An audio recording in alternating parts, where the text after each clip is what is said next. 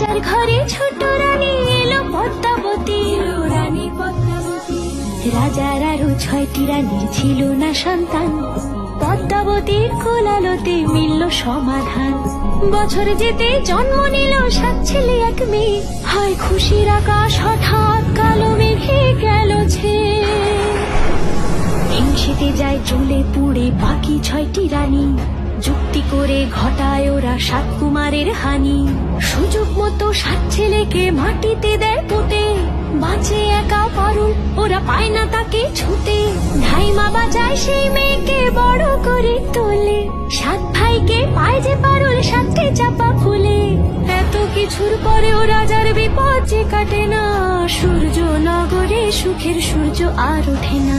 হিংসা বিবাদ বিচ্ছেদ আর প্রেমের কাহিনীতে পারুল বোন কি পারবে 7 ভাই চম্পাকে জাগাতে।